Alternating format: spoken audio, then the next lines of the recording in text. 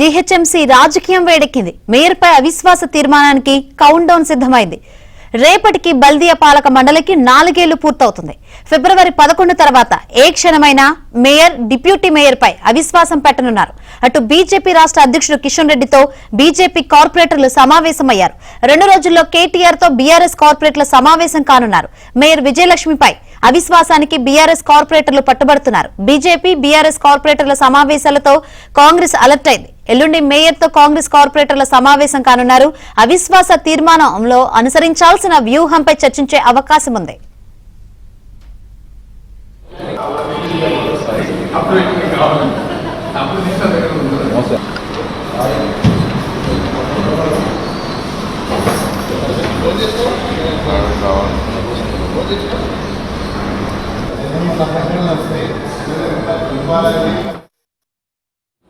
కాబట్టి ఎన్నికల్లో మనము ఇంత కష్టపడాలో మీరు ఊహించుకుంటే మీ కాన్స్టిట్యున్సీలలో మీ డివిజన్లలో మీకే తెలుసు.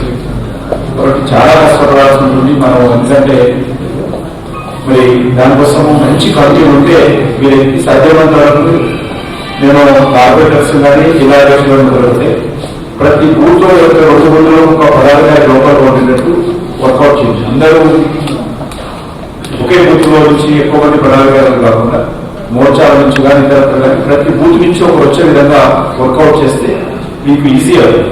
మోర్చా బీసీ మోర్చా కావచ్చు, ఎస్సీ మోర్చా కావచ్చు, మహిళా మోర్చా కావచ్చు, అన్ని బూతుల్లో ఒక్కొక్క పదాధికారి వచ్చే విధంగా, లేకపోతే 2 బూత్లో 3 బూత్లో జోన్స్ వచ్చే విధంగా, లేకపోతే అన్ని కాలనీస్ అన్ని బస్తీలు కలగే విధంగా మండల కమిటీ చేస్తుంది. ముందు ర్యాంక్ ఎన్ని బస్తీలు ఉన్నాయి దగ్గర, ఆ బస్తీల్లో కొంత ఎలాంటి ఉన్నా కూడా కొంత మరి పదాధికారులు.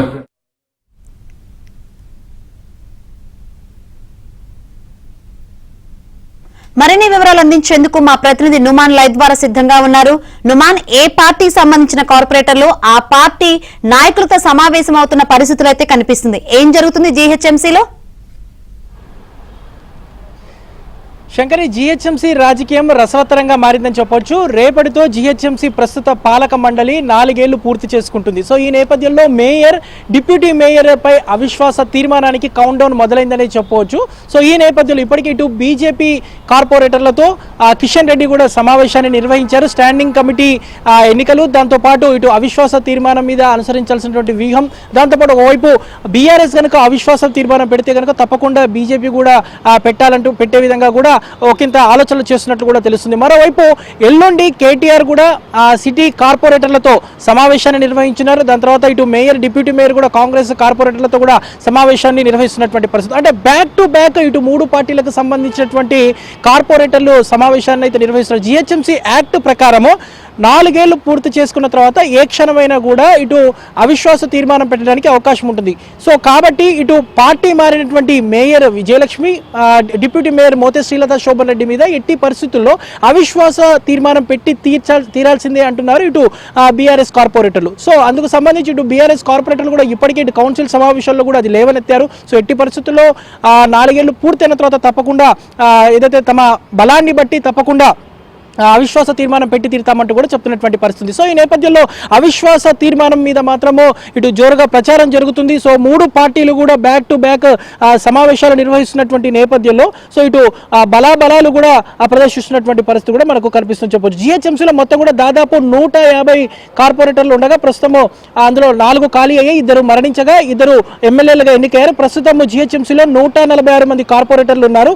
ఇక జీహెచ్ఎంసీ పరిధిలో మొత్తం 50 మంది ఎక్స్ అఫీషియో సభ్యులు ఉన్నారు. సో ఈ జీహెచ్ఎంసీ మొత్తం సభ్యుల సంఖ్య 196 ప్రస్తుతం ఉంది. సో ఇక మేయర్, డిప్యూటీ మేయర్ పై అవిశ్వాసం పెట్టాలంటే మాత్రం 98 మంది సంతకాలు పెట్టి జిల్లా కలెక్టర్కు ఇవ్వాలి. సో అవిశ్వాసం నెగ్గాలంటే 196లో 2/3 బలం కావాలి. అంటే మొత్తం కూడా దాదాపు 131 మంది సభ్యులు ఉండాలి. సో జీహెచ్ఎంసీ పార్టీల వారిగా బలాలు చూసుకున్నా కూడా ఇటు బీఆర్ఎస్ 60 మంది, అంటే 40 మంది కార్పొరేటర్లు, 20 మంది ఎక్స్ అఫీషియో సభ్యులు ఉన్నారు. ఇక ఎంఐఎంకి సంబంధించి కూడా 51 మంది ఉన్నారు. 41 మంది కార్పొరేటర్లు, 10 మంది ఎక్స్ అఫీషియో సభ్యులు ఉన్నారు. ఇక బీజేపీలో కూడా 47 మంది సభ్యులు ఉన్నారు. 41 మంది కార్పొరేటర్లు, 6 ఎక్స్ అఫీషియో సభ్యులు. ఇక కాంగ్రెస్ కు సంబంధించి కూడా మొత్తం 38 మంది, అంటే 24 మంది కార్పొరేటర్లు, 14 మంది ఎక్స్ అఫీషియో సభ్యులు ఉన్నటువంటి పరిస్థితి. సో అవిశ్వాసం లెటర్ ఇచ్చేందుకు మొత్తం 2 రెండు పార్టీలు కలవాలి. సో అవిశ్వాసం నెగ్గాలంటే కూడా 3 పార్టీలు ముందుకు రావాల్సి ఉంటుంది. అంటే గతంలో ఎంఐఎం మద్దతుతో ఇటు బీఆర్ఎస్ నుంచి మేయర్ డిప్యూటీ మేయర్గా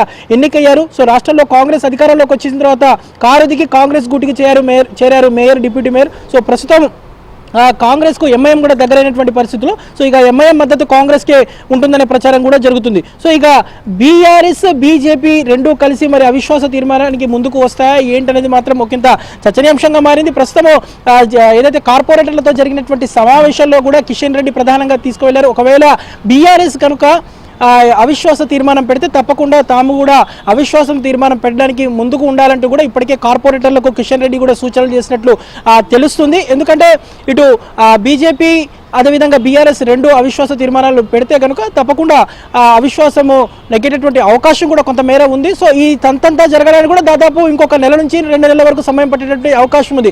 కలెక్టర్కు ఏదైతే లెటర్ ఇచ్చిన తర్వాత దాదాపు ఒక టైం ఇస్తారో ఆ గడువు లోపు అంటే నెల రోజుల గడువు లోపు ఈ కార్పొరేటర్లు ఎవరైతే సంతకాలు పెట్టినటువంటి కార్పొరేటర్లు ఉన్నారో వీరందరూ కూడా హాజరు కావాల్సి ఉంటుంది. సో ఈ నేపథ్యంలో మొత్తం కూడా ఇటు మేయర్ డిప్యూటీ మేయర్ మీద ఇటు అవిశ్వాస తీర్మానం పెట్టాలనే చర్చ విపరీతంగా జరుగుతుంది. 3 పార్టీలకు సంబంధించినటువంటి కార్పొరేటర్ల బ్యాక్ టు బ్యాక్ సమావేశాల నేపథ్యంలో మాత్రం ఒకంత ఆసక్తికరంగా మారింది. బల్దియా రాజకీయం అయితే రసవత్తరంగా మారినటువంటి పరిస్థితి. రేపటితో జిహెచ్ఎంసీ పాలక మండలి 4 ఏళ్లు పూర్తి చేసుకుంటుంది. సో ఈ 4 ఏళ్లు పూర్తి చేసుకుంటున్నటువంటి సందర్భంగా సో ఫిబ్రవరి 11 తర్వాత ఎప్పుడైనా కూడా జిహెచ్ఎంసీ యాక్ట్ ప్రకారము మెజారిటీ సభ్యులు ఇటు మేయర్ మీద డిప్యూటీ మేయర్ మీద అవిశ్వాస తీర్మానం పెట్టేటటువంటి అవకాశం అయితే కనిపిస్తుంది. అందులో భాగంగానే ఇప్పటికే ఇటు బీజేపీ కార్యాలయంలో కిషన్ రెడ్డి కూడా సమావేశాలు నిర్వహిస్తున్నారు. కార్పొరేటర్లతో కొన్ని సూచనలు చేశారు. ఇక రేపటి నుంచి ఏదైతే స్టాండింగ్ కమిటీకి సంబంధించినటువంటి ఎన్నికల నోటిఫికేషన్ కూడా విడుదలైంది ఇప్పటికే. సో రేపటి నుంచి నామినేషన్లు స్వీకరిస్తారు. సో అందులో ఏ విధంగా ముందుకు వెళ్ళాలి ఏంటనే దాని మీద మాత్రం